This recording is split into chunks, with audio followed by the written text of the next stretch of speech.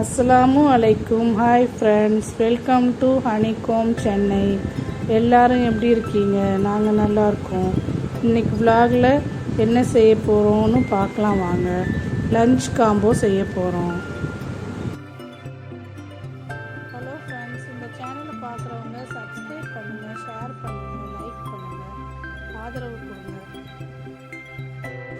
முதல்ல இப்போ நம்ம காம்போவில் கீ ரைஸ் செய்ய போகிறோம். அது எப்படி செய்யலான்றதை பார்க்கலாம் வாங்க. ஃபஸ்ட்டு சட்டி பாத்திரம் வச்சுக்கோங்க. அடுப்பை வச்சுட்டு ரெண்டு டீஸ்பூன் கீ ஆட் பண்ணிக்கோங்க.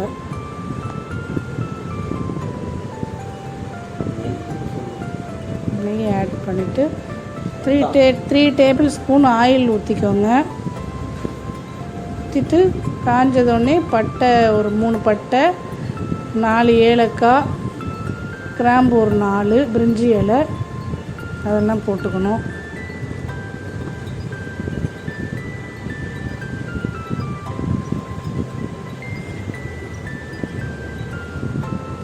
போட்டு அது இது வெடித்த உடனே வெங்காயம், ஒரு வெங்காயம், பெரிய வெங்காயம் கட் பண்ணி வச்சுருக்கேன். நீளமாக அரைஞ்ச வெங்காயம் அதையும் ஆட் பண்ணிக்கணும். வெங்காயத்தை ஆட் பண்ணி நல்லா வதக்கணும். இப்போ ஆனியன் நல்லா ரொம்ப வதக்க வேணாம், கொஞ்சம் வதங்கினதுக்கப்புறம் இஞ்சி பூண்டு பேஸ்ட்டு ஆட் பண்ணிக்கணும். இஞ்சி பூண்டு பேஸ்ட்டு 2 ஸ்பூனும் கொஞ்சம் கொத்தமல்லி, கொஞ்சம் புதினா போட்டுக்கணும். போட்டு நல்லா வதக்கிக்கோங்க. இஞ்சி பூண்டு பச்சை வாடை போகிற வரைக்கும் கொஞ்சம் நல்லா வதக்கிக்கோங்க.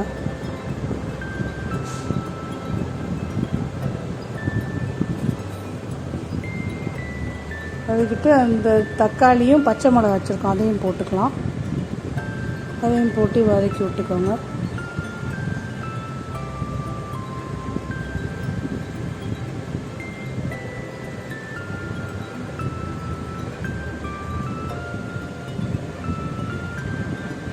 நல்லா வதங்கினதுக்கப்புறமேட்டுக்கு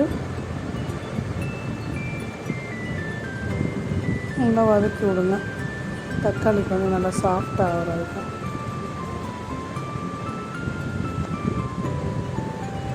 உப்பு போட்டுக்கோங்க. உப்பு 2 டேபிள் ஸ்பூன், 3 டேபிள் ஸ்பூன் உப்பு போட்டுக்கோங்க. போட்டு வதக்கிக்கோங்க.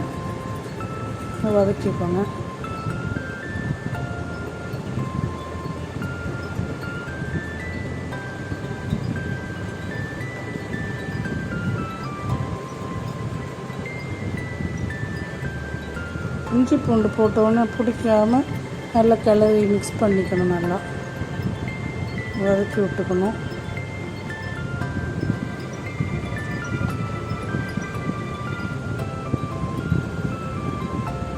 அதுக்கப்புறம் தண்ணி ஆட் பண்ணிக்கணும். அந்த கப்புலேயே 1 2 2 கப்பு, 3 கப்பு, 4 கப்பு, 5 கப்பு தண்ணி சேர்த்துக்கணும். சேர்த்திட்டு கிண்டி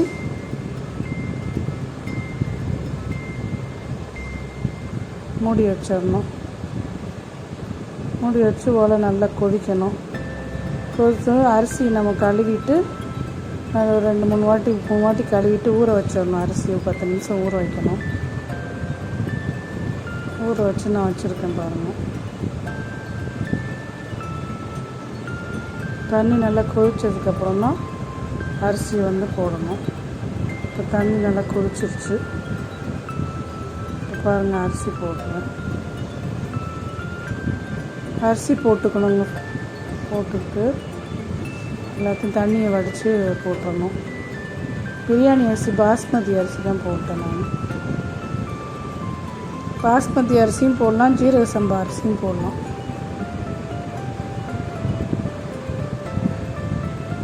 தண்ணியெல்லாம் நல்லா எடுத்துட்டு அரிசி மட்டும் போட்டு கிண்டி விட்டுட்டு மூடி வச்சிடணும்.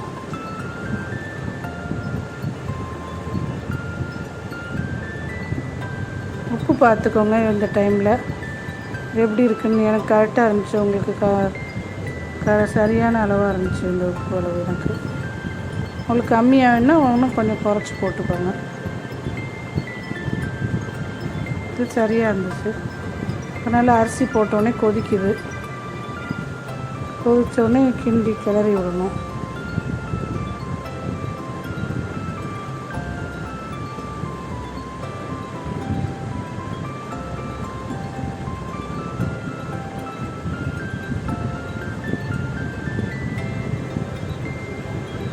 பத்து நிமிஷம் அப்படியே நல்லா வேக விட்டு தண்ணிலாம் வற்றிடும் ஃப்ரெண்ட்ஸ். அதுக்கப்புறம் ஒரு 5 நிமிஷம் அப்படியே மூடி வச்சு வெயிட்டு தம்மில் வைக்கணும். நான் காமிக்கிறேன் பாருங்கள். இப்போ தண்ணி இல்லைன்னா வற்றிருச்சு.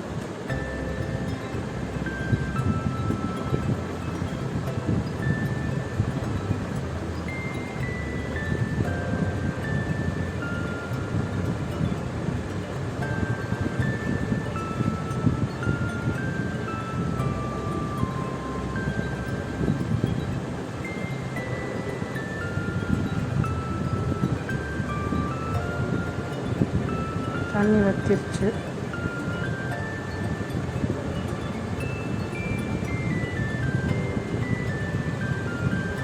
இப்போ 15 நிமிஷம் ஆயிடுச்சு. தண்ணியெல்லாம் இதாகிடுச்சு, இழுத்துருச்சு.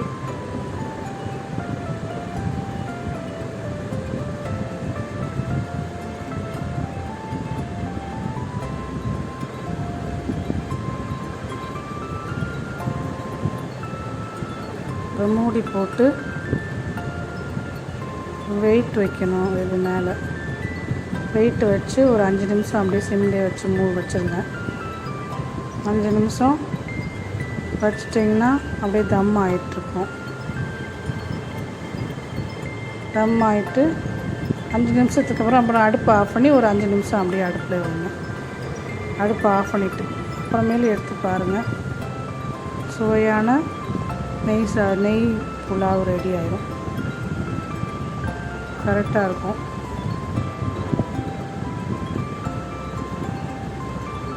இந்த மாதிரி செய்யுங்க ஃப்ரெண்ட்ஸ், செஞ்சு பாருங்கள். எப்படி வந்ததுன்னு உங்கள் ஃபீட்பேக் எல்லாம் சொல்லுங்கள்.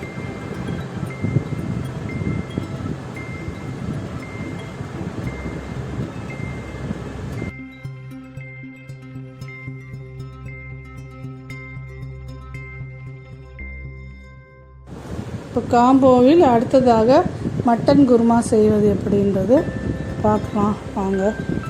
இப்போ கறி 1/4 கிலோ எடுத்து வச்சுருக்கேன். Mutton 1/4 kilo. வெங்காயம் 2 வெங்காயம், பெரிய வெங்காயம் 2 வெட்டி வச்சுருக்கேன். தக்காளி 2, கொத்தமல்லி கொஞ்சம், பச்சை மிளகாய் 2, கொத்தமல்லி பச்சை மிளகாய் ரெடியாக எடுத்து வச்சுருக்கேன்.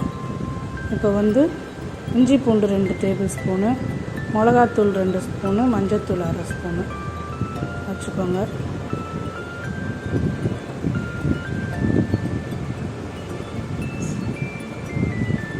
இப்போது குக்கரில் எண்ணெய் 3 டேபிள் ஸ்பூன் ஆயில் ஊற்றிக்கலாம்.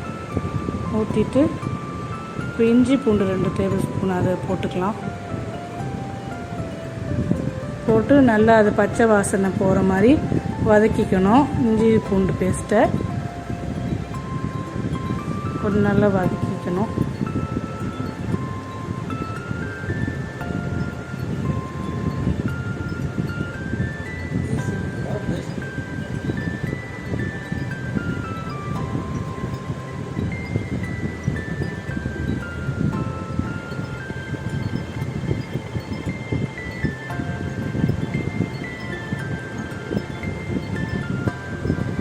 வதக்கிட்டு இஞ்சி பூண்டு வதங்கினதுன்னு கொஞ்சம் வெங்காயம் எல்லாத்தையும் போடக்கூடாது, சும்மா கொஞ்சம் மட்டும் தாளிக்க மட்டும் போடணும்.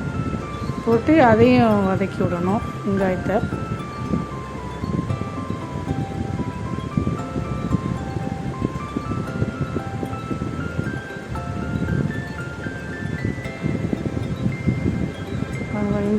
எண்ணெயெல்லாம் வதங்கிடுச்சு. அதுக்கப்புறம் தக்காளியும் போட்டுக்கணும். 2 தக்காளியை போட்டு தக்காளி நல்லா வதக்கிக்கணும்.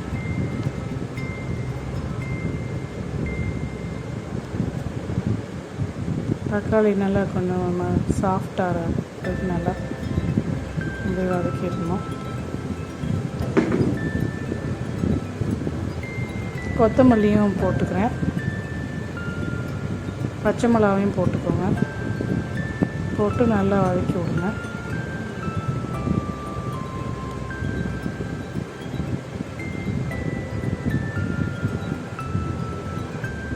தக்காளி நல்லா மசிச்சு விட்டுக்கோங்க. முழுசாக இருக்கும் இல்லாட்டி தக்காளி நல்லா மசிச்சு நல்லா வதக்கி விட்டுக்கோங்க. மட்டனையும் எடுத்து போட்டு நல்லா கிளறி விடுங்க. நல்லா வதக்கி விடுங்க. மட்டனையும் போட்டு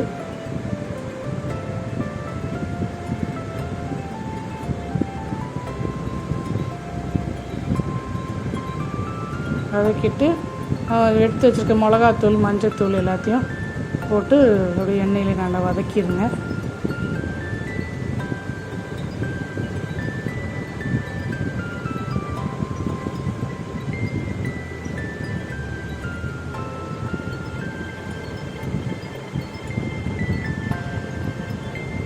தயிர் 3 டேபிள் ஸ்பூன் எடுத்து வச்சுருக்கேன். அதுவும் போட்டுக்கோங்க. அதையும் போட்டு நல்லா மிக்ஸ் பண்ணி விடுங்க. தயிர் போட்டிங்கன்னா நல்லா மட்டன் வந்து சாஃப்டாக இருக்கும். டேஸ்ட்டு புளிப்பு அந்த டேஸ்ட்டெல்லாம் நல்லாயிருக்கும். இது மட்டன் சிக்கனுக்கெலாம் தயிர் எல்லாமே செய்யக்கூடாது. தயிர் போட்டால் நல்லாயிருக்கும்.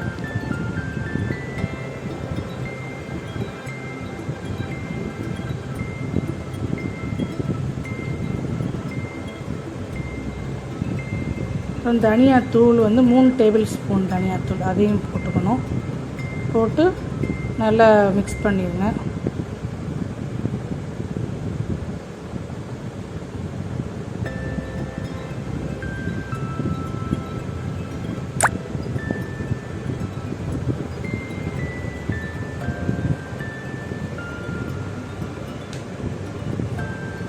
மீதி அந்த வச்சுருந்த வெங்காயம் எல்லாத்தையும் இப்போ போட்டுருங்க. போட்டு எல்லாத்தையும் போட்டு அதையும் கிளறி விடுங்க. இந்த மசாலாவோட மிக்ஸ் பண்ணிவிட்டு இப்போ வந்து தண்ணி ஆட் பண்ணிக்கலாம்.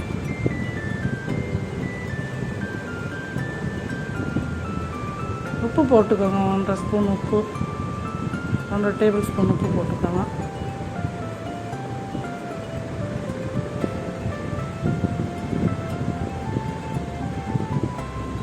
போட்டு மிக்ஸ் பண்ணிவிட்டு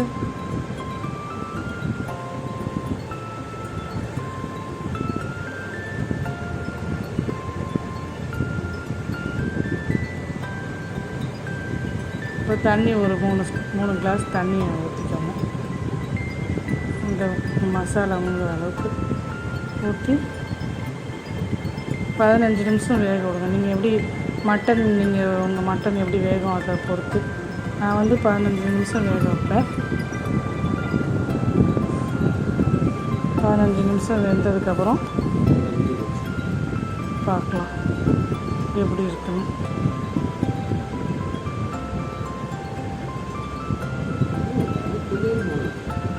இப்போ 15 நிமிஷம் ஆயிடுச்சு ஃப்ரெண்ட்ஸ்.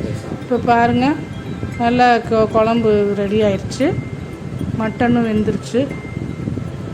பாருங்கள், மட்டன் வெந்துருச்சான்னு நான் எடுத்து பார்க்குறேன். நீங்கள் அப்படி வேகாட்டி இன்னும் ஒரு 5 மினிட்ஸ் வேக வச்சுக்கோங்க, வெந்துடும். ஒரு மட்டன் ஹார்டாக இருக்கும். இது வெந்துருச்சு, சாஃப்டாக இருக்குது. நல்லா வெந்துருச்சு 15 மினிட்ஸில். இப்போ உருளைக்கிழங்கு ஒரு 3 உருளைக்கிழங்கு வெட்டி வச்சுருக்கேன்.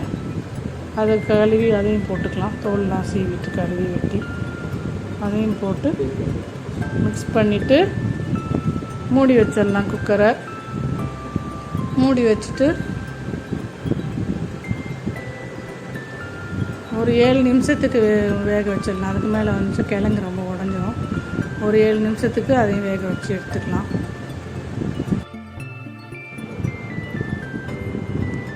தேங்காய் வந்து 5 பத்தை தேங்காய் இதில் நம்ம அரைக்க போகிறோம். குருமாவுக்கு நான் 5 பத்தை தேங்காய் எடுத்து வச்சுருக்கேன். இப்போ அரைச்சிட்டேன். அரைச்ச விழுதை வந்து நம்ம கிழங்கு வந்து இருந்துருச்சு. இப்போது குக்கர் மூடியை ஓப்பன் பண்ணிவிட்டு நம்ம அதை தேங்காவை ஊற்றலாம்.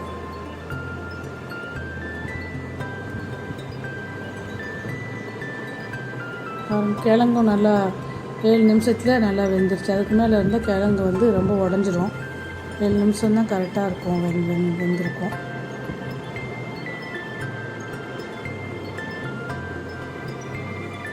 கிழங்கு வெந்துருச்சு. இப்போ அரைச்ச தேங்காய் விழுத நம்ம அதில் குருமாவில் ஊற்றிக்கலாம்.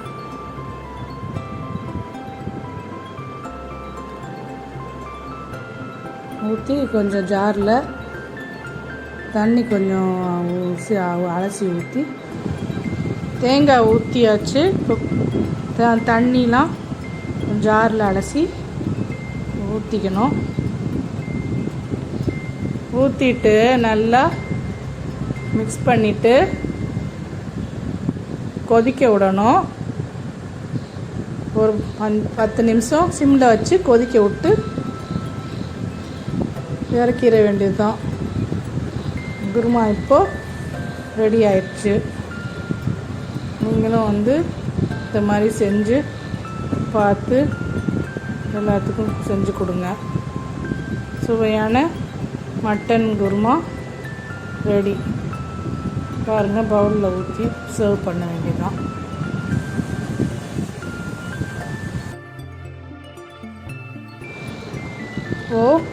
மட்டன் கிரேவி செய்ய போகிறோம். குக்கர் வச்சுட்டு ஒரு 2 ஸ்பூன் எண்ணெய் ஊற்றிக்கணும். ஆயில் ஊற்றிக்கிறேன். ஆயில் சூடானதும்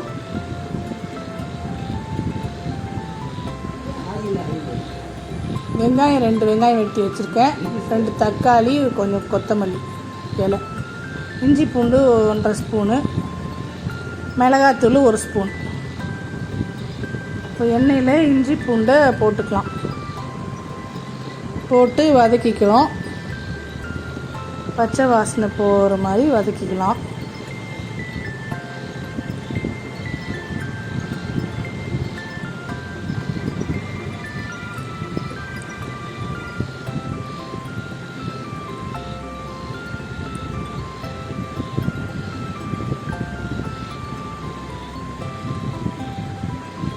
இஞ்சி பூண்டு வதங்கிடுச்சு. அதுக்கப்புறம் வெங்காயத்தை எல்லாத்தையும் போட்டுக்கலாம். 2 வெங்காயம் வெட்டி வச்சுருக்கேன், அதையும் போட்டு வதக்கிக்கலாம்.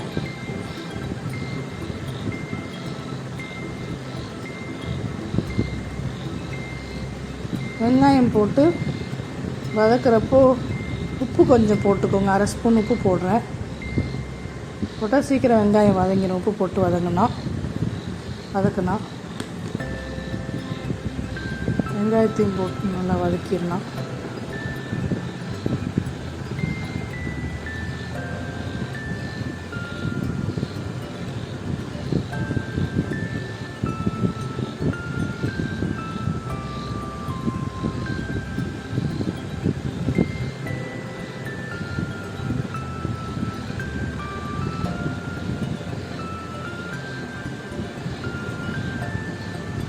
அதுக்கப்புறம் கொத்தமல்லியும் போட்டுக்கலாம்.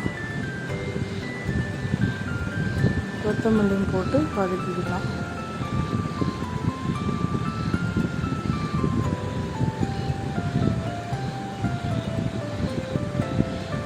தக்காளியும் போட்டுக்கலாம். 2 தக்காளி போட்டு அதையும் வதக்கிக்கலாம்.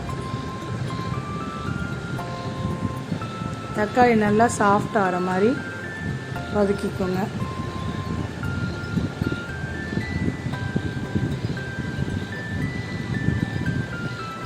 தக்காளி வதங்கிடுச்சு. இப்போ மிளகாத்தூள் 1 ஸ்பூனும், சிக்கன் மசாலா வந்து அது 1 ஸ்பூன் போட்டுக்கோங்க.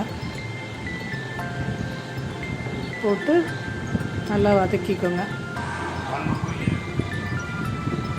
மிக்ஸ் பண்ணிக்கோங்க நல்லா.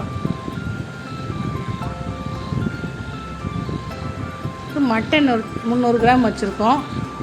அதையும் போட்டு நல்லா வதக்கிக்கோங்க.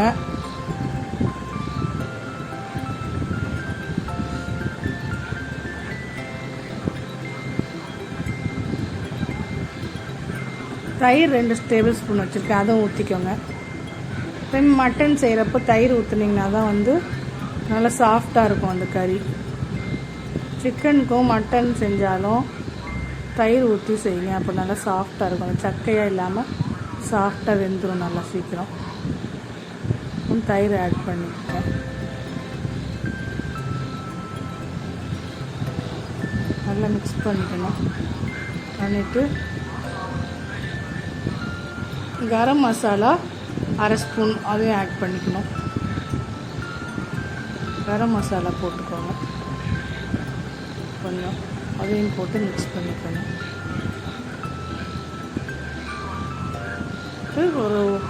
ஒரு கிளாஸ் தண்ணி ஊற்றிக்கோங்க.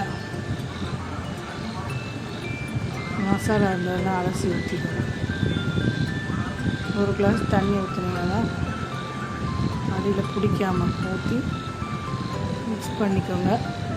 மிக்ஸ் பண்ணிவிட்டு மூடி வச்சுருங்க. குக்கரை வச்சு ஒரு 15 மினிட்ஸ் 15 நிமிஷம் வைக்கணும். அப்போ தான் நல்லா கறி வேகும். 15 நிமிஷம் மீடியம் ஃப்ளேமில் வச்சுருங்க.